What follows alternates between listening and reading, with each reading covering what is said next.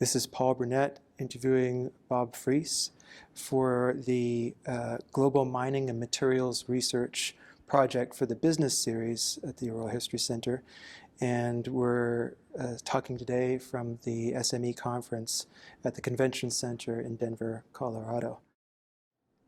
I was thinking about the impact of environmental legislation in the 1970s, and this shaped your career a little bit.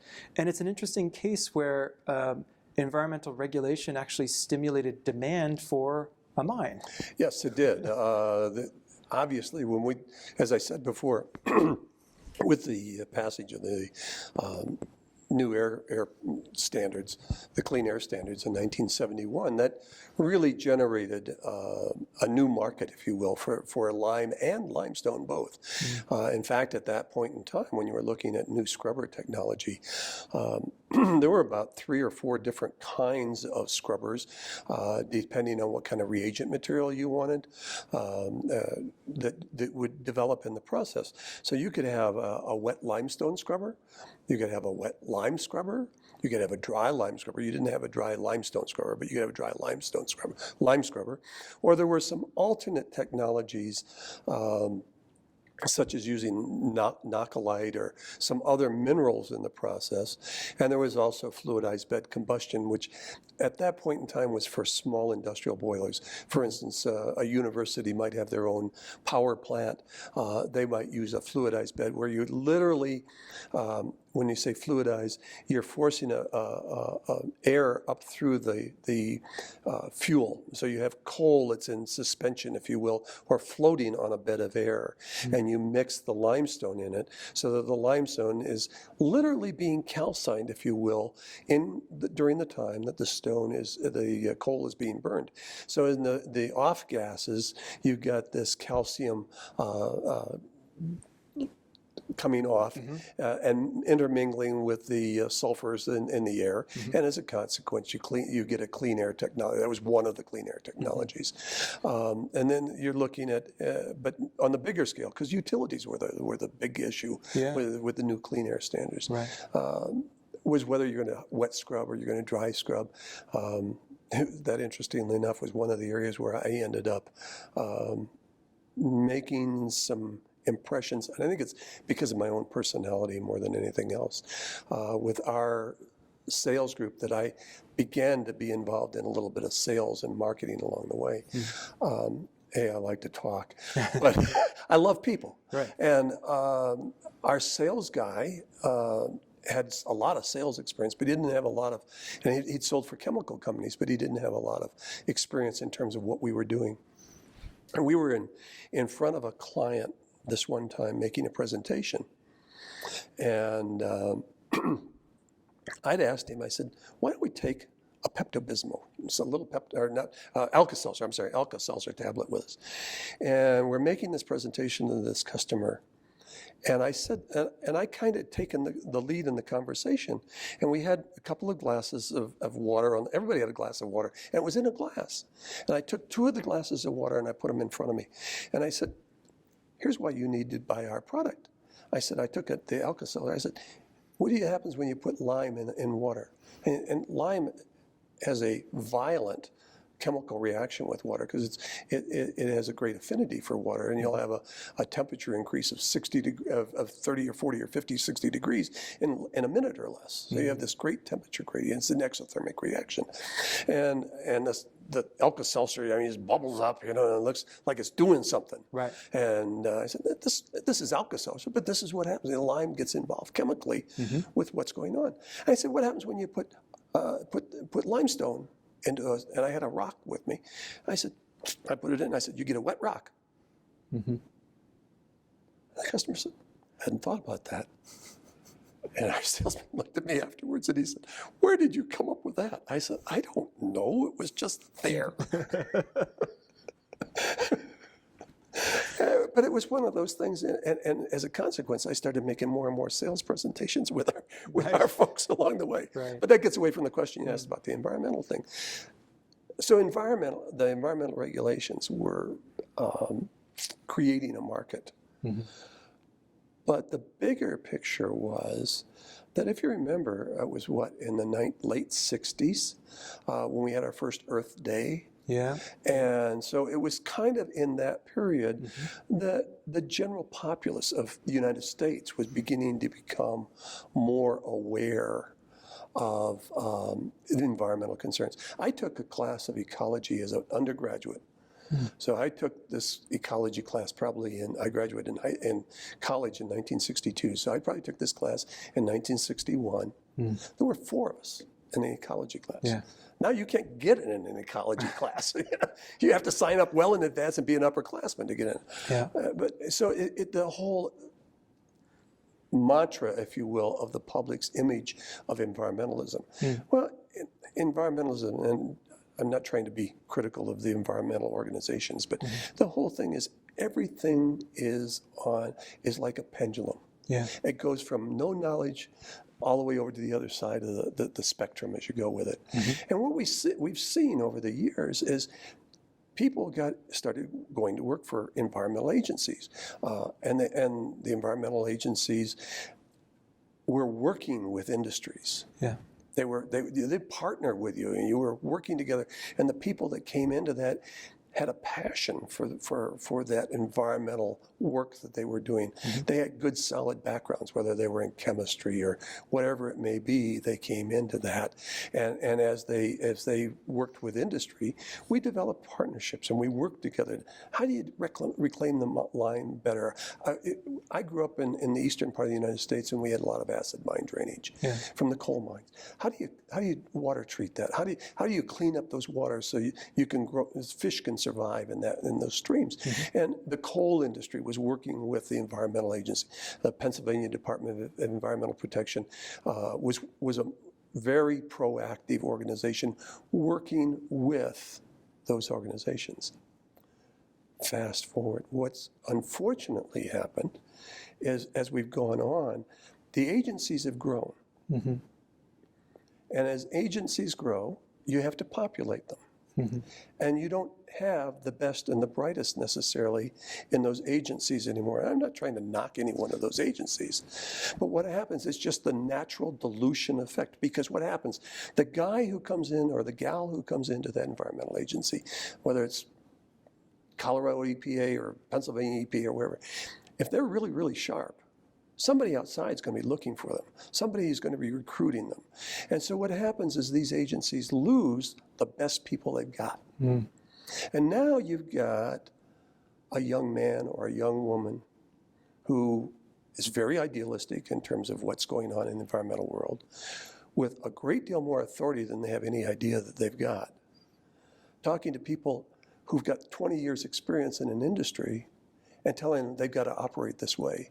What's the natural outgrowth of that is, we've gone from the point where you had a partnership developing and you were working together to make things better, to the point that we got all the way over to the side where it was a purely adversarial relationship between that permitting agency and the agency that they were regulating. We've come back from that some distance, but we still have a ways to go. When was the worst period for that for you, in your experience? In my experience, golly, probably during the Clinton years, and that's not necessarily because it was Democrat, but it was during that period of time. Yeah. And it could be just because of where I was geographically located and the people we were working with. And what happened was that you just had to watch everything you said when you were when you were with any one of them. You had to be very careful. You had to make sure that you had we never had an environmental officer.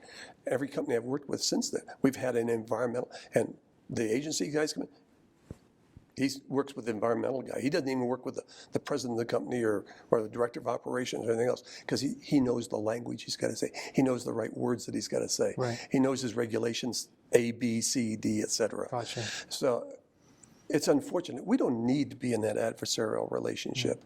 Unfortunately, right now, with the Mine Safety and Health Administration, we're badly in that direction.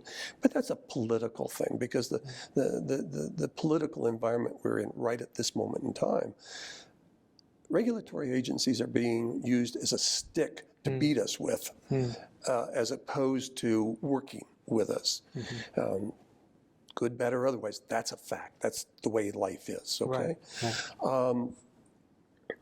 We need to be getting ourselves back closer to the point where we're working on a cooperative relationship.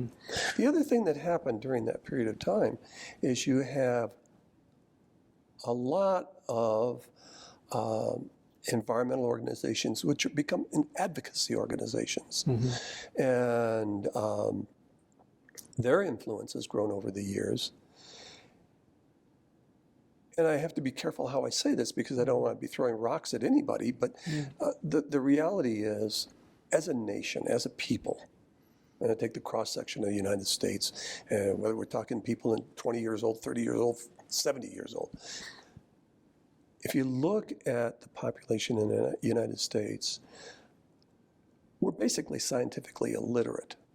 Unless you work in one of the sciences or one of the engineering fields or medical fields or whatever. We're basically scientifically illiterate as people. And as a consequence, it's easy to be manipulative. So if an environmental organization, because they need to raise funds, is less than totally objective in the information they present, they become very sophisticated at selling a particular theme or a particular idea. The converse of that is the mining industry, and I can't speak for any of the other industries, chemical or otherwise. We've done a very poor job of telling our story. So as the proactive environmental organizations developed more sophistication, more knowledge,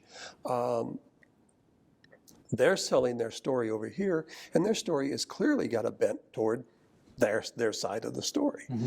Our story is real small over here. We haven't done a very good job of telling it. Hence, we've got our foundation, the SME Foundation, where we're trying to do a better job of educating the public through schools and whatever, so that we as a industry have had to learn how to tell our story and do it with the same kind of sophistication and appeal that these other organizations have said for years. Is that a knock on these? No, they're doing what they naturally are going to do.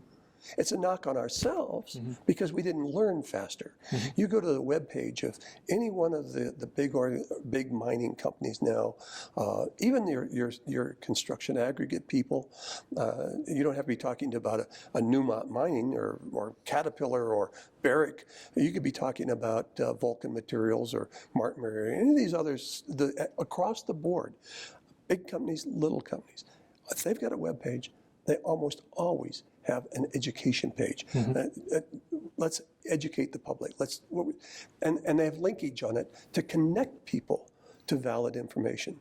So, yeah, whatever that organization may be that you've got that's been an advocacy organization, as they've gone that way, now they have to come back to meet this other. So hopefully we're coming closer to the middle ground here somewhere along the line.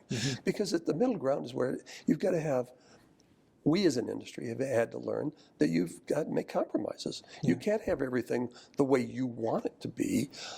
You've got to make compromises because, as I said before when we talked in that other session, we've got to have a social license to operate. That means we sacrifice some dollars on the bottom line to make a community better, to make our presence better known. At the same time, the advocacy organization, and it doesn't have to be a U.S. organization, it can be Canadian, it can be an Asian, Chinese for that matter. And the Chinese are now learning this kind of thing. They're behind us on that, but they're learning. Those organizations have got to come back and be a little more real. There's some accountability. And there was a stretch of time when nobody held their feet to the fire for accountability. Just as we were being called to accountability for acid mine drainage or reclamation or whatever it may be, if you're distorting the facts on this side and there's no accountability, you can distort them all day long. Mm-hmm. But now that we're coming back and telling a story and we're getting into the schools, we're doing, maybe we need to back off over here and come back and find that middle ground. I'd love to see the point, and we're seeing it. Mm-hmm. We're seeing it where you're getting cooperative efforts between industry and environmental organizations and environmental agencies. You're seeing where they're coming together to find common ground on specific projects. Mm-hmm. Mm-hmm. Where they say, okay, we'll spend this over here as a company to meet this goal that you've got over there, and you'll accept over here the fact that, yeah, we're going to disturb the ground for 25 years, but we're going to reclaim it when we're all finished. Look what we've done. This is, and again, look at what we've done is a valid statement if in fact you've done it right in the past. But you've got to be able to walk your talk. Yeah. So, as I said just a few minutes ago, I see things as a pendulum, and they go both directions back and forth. And the pendulum can be very much on the side of the industry group, whatever that industry group may be, all the way over to the side where you've got, what's the word, environmental extremists, if you will. The deep ecologists. Yeah, I mean, the guys, they're out there hugging trees, but whatever it may be. But there are people in those organizations who have a good understanding of the practicalities of coming together. And I think they've got a bottom line as well. When they look at fundraising, they can sell a story that'll raise funds. But if in fact they'll sell a story where we can work together, you get fringe groups on both ends. But if we can work together, they're going to have better success raising funds from a community that says, hey, they did good work. They helped create jobs because they didn't just block this project. They didn't just say no. But we worked together to develop something that's better for our whole community. And it's better in our whole community, not because we don't have a big pit over here for 20 years, but because we've got the economic benefit and we've got the reality of knowing that that big pit is not going to make our lives, the quality of our lives, deteriorate. Right. And it'll be something other than a big pit someday. Right. So and you seem to be saying that the environmental activism over the long run has shaped mining practice in a positive way. The mining expertise has been devoted towards developing safer, more environmentally neutral, and less impactful mines. it has, and as I said before, if you look at the mining company staffs, smaller mine companies may have somebody that's a health, safety, and environment guy because they covers all of those things together. Whereas you go to a larger organization, like any one of our big copper companies or our big gold companies, they've got, not only do they have environmental, they've got their health and safety people over here. That's another ballgame altogether by itself. But they've got their environmental teams who handle the permitting, and they handle the negotiations and work with those environmental agencies and NGOs, if you will, wherever they may be, to develop the product together. I mean, you see companies like, and I can't say this for Barrick specifically, but let me use them as an example, Barrick Gold, that have groups within their employment that are working on growing plants on various kinds of soils. What's the best plant for us to be raising on this kind of a mine tailing? How do we best vegetate this tailing? What kind of irrigation? If we have spray irrigation where you've got a humidity of 10%, you're not going to put very much water on those plants. But can we use drip irrigation or subsurface irrigation? And it comes back, it's the same kind of technology that we turn around. And when I say we, industry-wise, not us in industrial minerals, but it's the same kind of technology that might be used in a heap leaching operation. So that you're putting fluids in the ground to extract, chemically extract certain elements of metals from tailings. Well, you can use that same kind of, in a very general way, but the same general kind of technology to also sub-irrigate, if you will, grasses or trees or whatever else is that you're going to get out there on that environment. And Caterpillar's been a great leader in the field of environmental. Caterpillar. Yeah. Wow. Why not? Right. If An that mine excavation doesn't company. go, they don't sell the equipment. Right. Yeah. So Caterpillar talks a lot about, and they've got their own environmental people. Yeah, their environmental people are looking at scrubbers on their engines. How do we make our emissions from our, but they have people that work with others in that area, and they've been a great environmental advocate.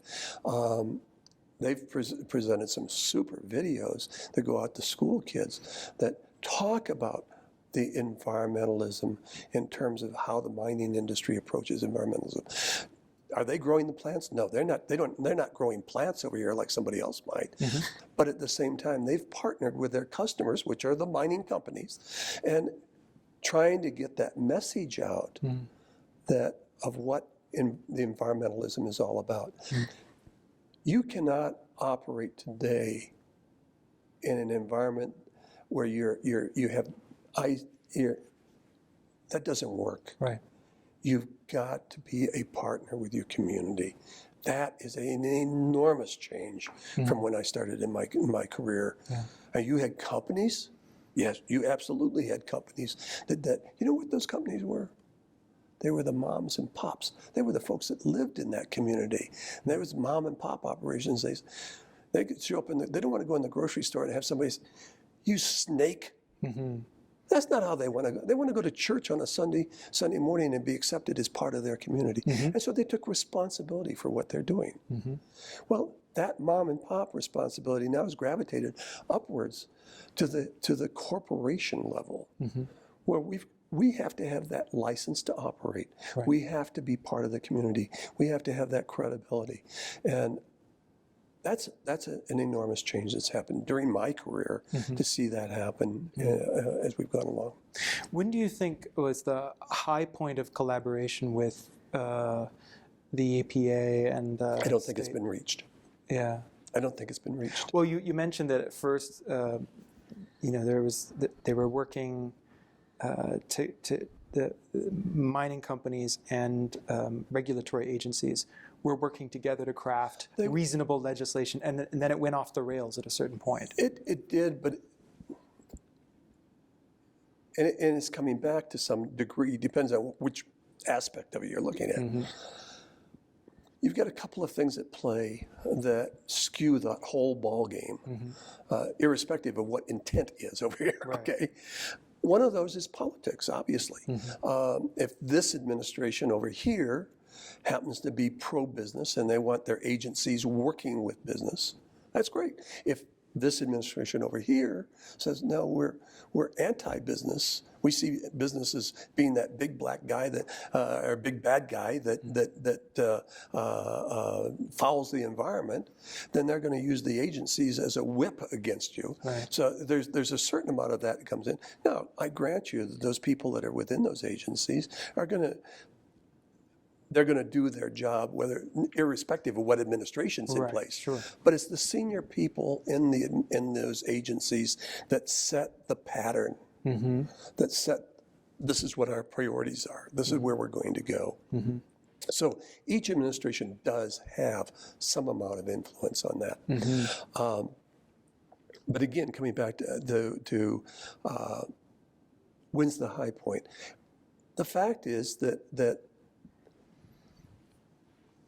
the agency people have also gone through some learning curves. And how do we get credibility with you? Nobody likes to be disliked. No. Right. And they've gone through that. They've seen what it's like to be accepted in a very negative manner, because when they walk in the plant, nobody's going to talk to them. They get dirty looks from the hourly employees because you're messing up my job. That's not the way they want to come on the plant site. So they've been the recipients of some pretty negative looks, some pretty negative comments that are, you and I are hourly employees, and the inspector's walking along here. My back's to him, and I say to you on a stage whisper, "Well, that jerk from MSHA is here again." Right. I mean, that goes on. Yeah. Yeah, hostility. There's a hostility, and nobody wants to work in that environment. So the people are going to make the change. But you have that going on as well as the fact that you've got, you do have politics. You can't get around the politics that are on it. Right.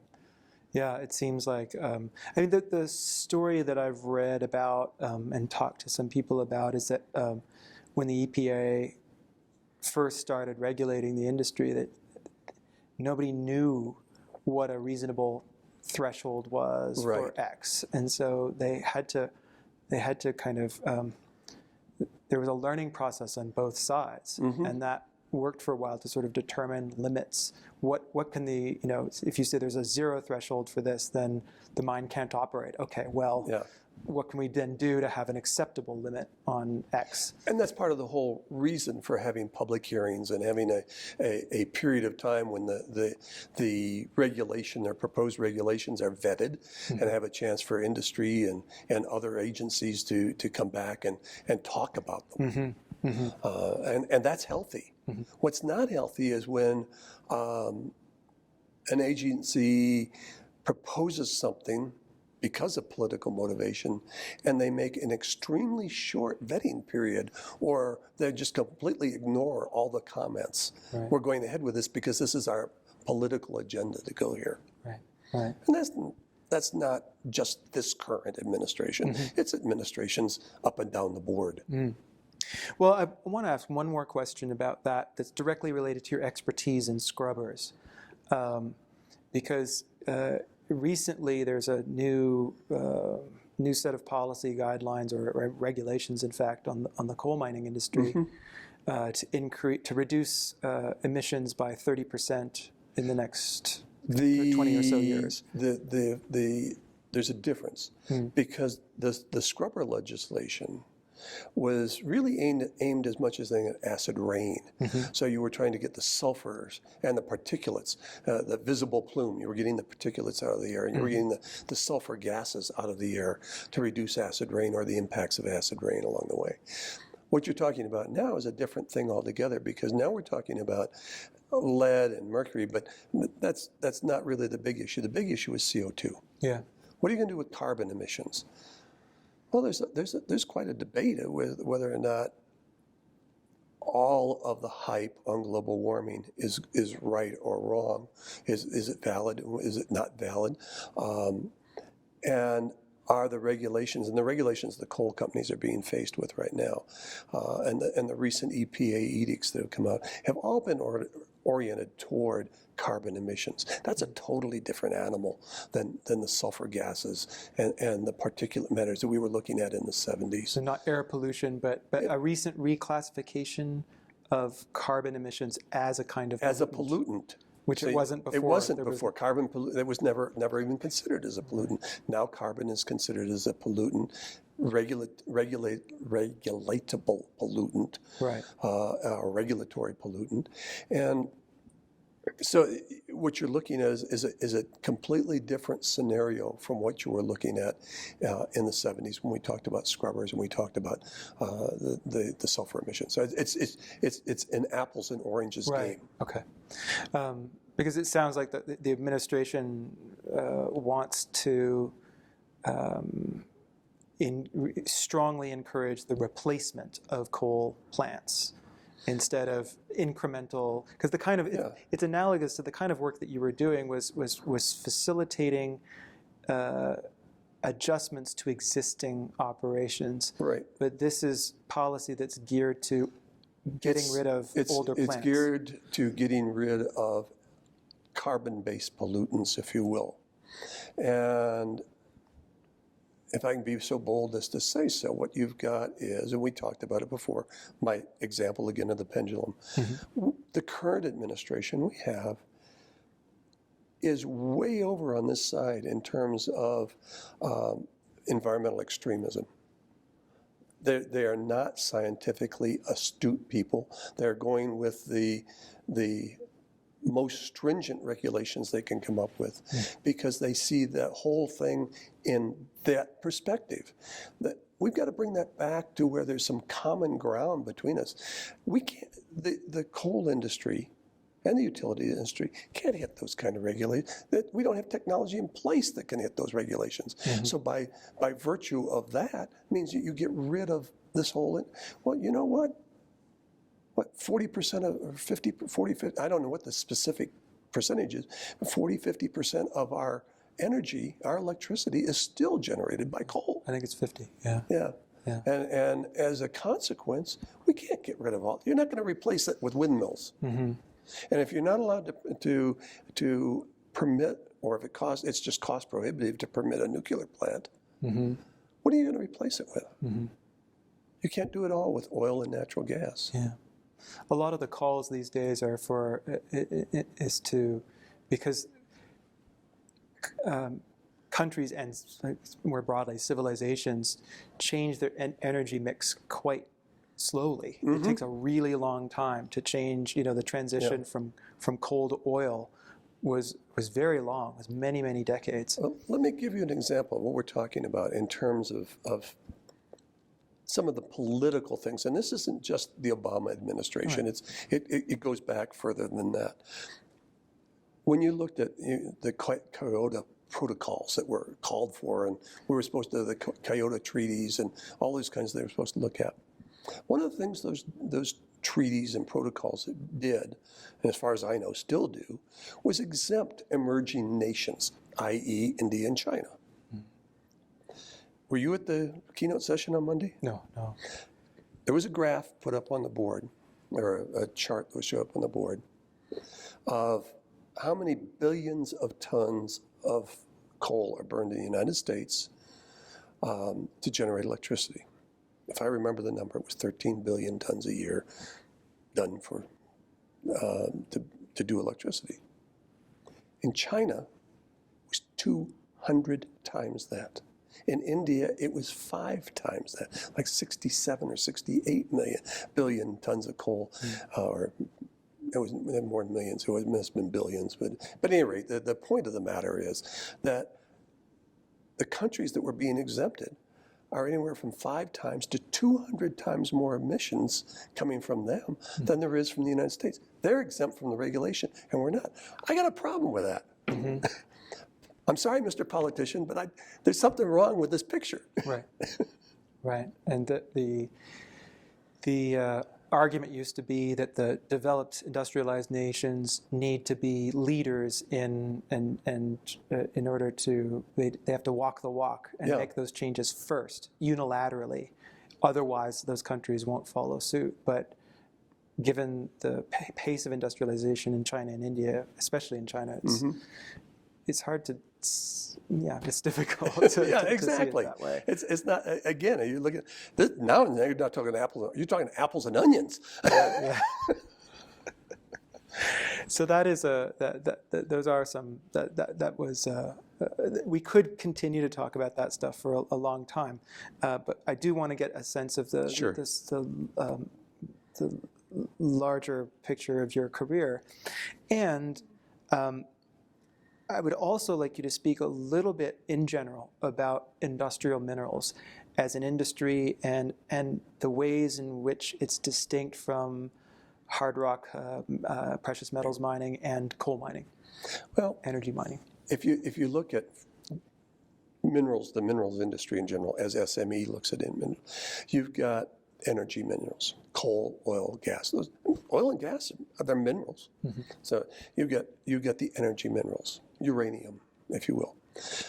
And you've got we call them the hard rock minerals, the copper, zinc, the metallics, iron ore, gold. And certainly you can break that down, precious metals and commodity minerals like iron ore, if you will, or whatever. Go whatever way you want to go with that. But when you come back to it, then you're left with industrial minerals. Industrial minerals are totally different from them. And let me take a couple of examples. If I'm a coal company, and I hope my friends with the coal industry won't throw me too many rocks at this, but you're selling BTUs, You've got X amount of BTUs that you're producing. And if you're the buyer of these BTUs over here, I can sell them to you. Would you like to have them in big lumps, little lumps, or medium-sized lumps? What size lump of BTUs would you like to have them in? I mean, that's what the coal industry does. They may clean up their coal because they put it through a prep plant, all kinds of other things, but they're selling lumps of coal. Mr. Copper Company, what are you selling? You're selling copper plates or ingots of copper. What do you see coming out of the aluminum ingots of aluminum? And wire. All right. So those industries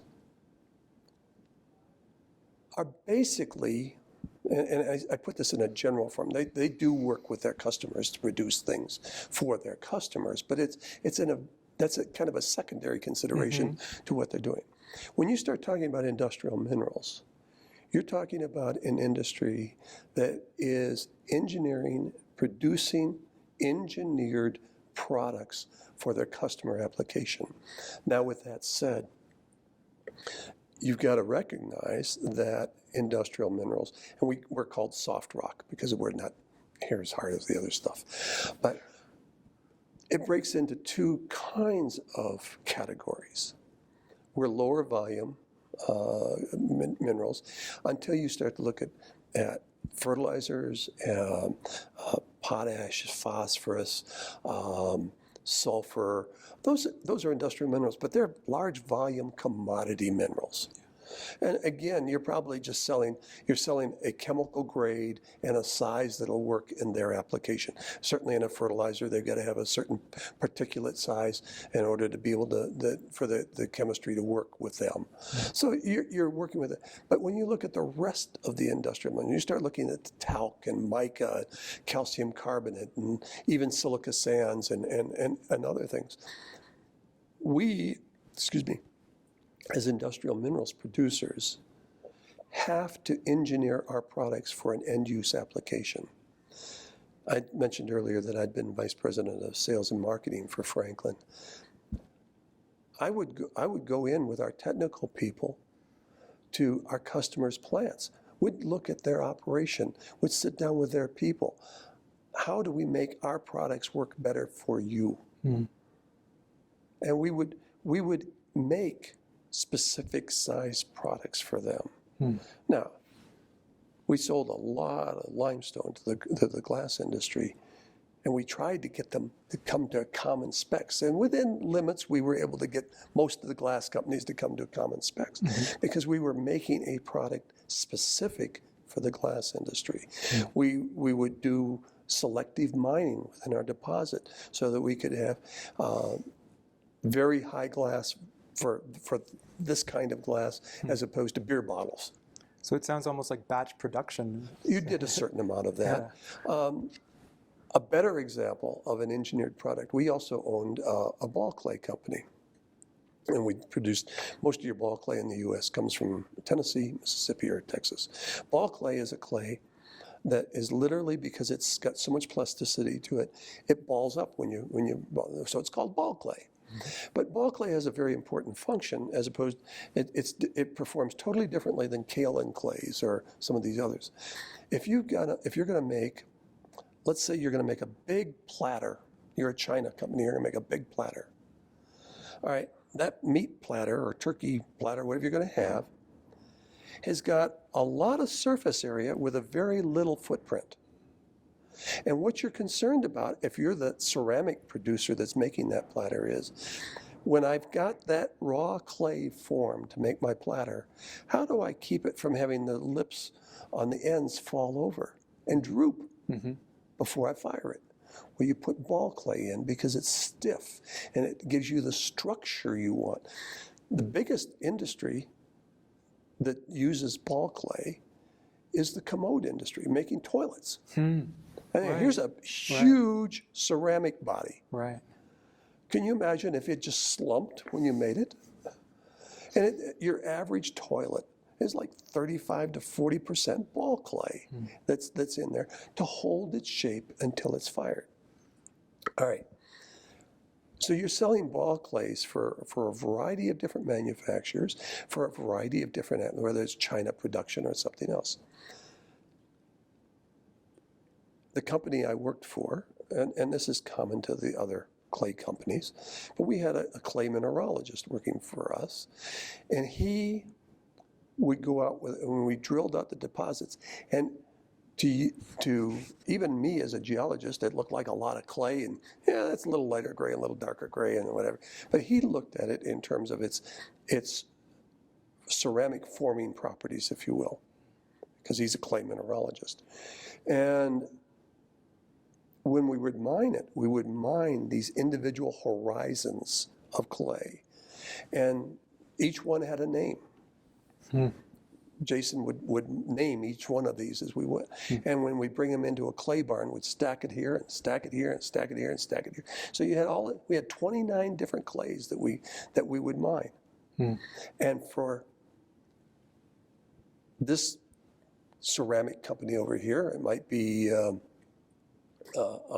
American Ceramics, whatever. They say, okay, the formula for this is 2 scoops from that pile, 1 scoop from this pile, 1 scoop from this pile, and we'd take the clay and blend it. And we'd make different blends of clay for every single customer. So an industrial minerals is literally an engineered product that's manufactured for a specific end use. Industrial minerals, you go down to the aggregate side of things. Yeah, we make aggregates that meet state specifications for a variety of different sizes. You go through it. But even within that realm, there are products that might be cleaned, they might be washed in the case of aggregates that are going to go into bridge deck concrete. So there'll be a certain amount of engineering, even at the aggregate level, as to what, it's a low value, high volume product. But they're going to make the products that are demanded in their specific area to that end use. But industrial minerals are much more sensitive to the end use application than most of your energy minerals. And your energy minerals are measured on BTU. Right. And then you may be measured on ash content or other things. But it's basically BTUs, oil, gas, coal. Right. You're measured on the metal side of things in terms of the purity of the metal that you come out. And we're measured on purity, but we're measured on purity and we're measured on size. And even in the limestone industry and ground calcium carbonate, we may surface treat with steroids or other things to make our product perform better in a plastic application or a paper application, or the kaolin people do the same thing. There was a technical session yesterday afternoon on oil field proppants. One of the fellows who was involved in the program is from Emrys, which is a kaolin clay company. What do? They make engineered kaolins for the proppant industry so that they will have the properties you want in an oil field environment. So industrial minerals are uniquely different in the sense that we sell ours by tons. So does the coal people sell by ton. But these guys over here, they sell on how many ounces. You get so many dollars per ounce or so many dollars per pound. We don't have that luxury. We're selling it on dollars per ton. But at the same time, those tonnage prices work around the specifics of the end use application. Probably the most stringent of those applications comes to when you're talking about food and pharmaceutical products. When you get into those kinds of products, you have to work to what they call a codex standard, and you have to certify that you meet certain USP or codex standards as you go with it. And I know we sold mica to Maybelline. Maybelline paid through the nose for it. But the reality was our exposure, the potential liabilities when you sell a product to Maybelline, and some lady starts having, all the ladies start having a rash or an itch because of the mica in our, you get lawsuits that they won't quit. That was the original horror story that was the impetus behind the adjustment of the Food and Drug Act in 1938, is because mascara caused a bunch of women to go blind. Yeah. So you're taking on a significant liability when you engineer a product to make it for some of these applications. Right. So you may not sell very much of that, but you're going to sell it at a pretty good price because you're accepting a certain degree of liability with that. Absolutely. So it sounds like client services is a bigger part of Customer services are a critical part of the industrial minerals world. And again, I don't mean to just to cast aspersions. Yeah, there you go. Aspersions on my going brain dead here. On my friends in either the metallics or the coal industry, but we as an industry, the industrial minerals industry, we are much closer to our client. We are customers in that our operating people are in their plants. Their plant people are in our plants. The quality control guy at any one of the industrial minerals plants is in direct contact with the quality control guy over here at whatever that customer may be, because we have to have a product that's going to satisfy their end use application. Unlike the copper ingot that's over here, we're going directly into an end use application. That copper ingot may go into somebody's going to manufacture wire or something else along the way. And they don't have any direct, except that maybe they sell an awful lot to the wire company. So yeah, you've got a relationship you build because you've got to have a relationship. It's a relationship business, but it's much more so in industrial minerals because you've got to know the people on an intimate basis in terms of how they're going to use your products, what they're going to use them for. Absolutely.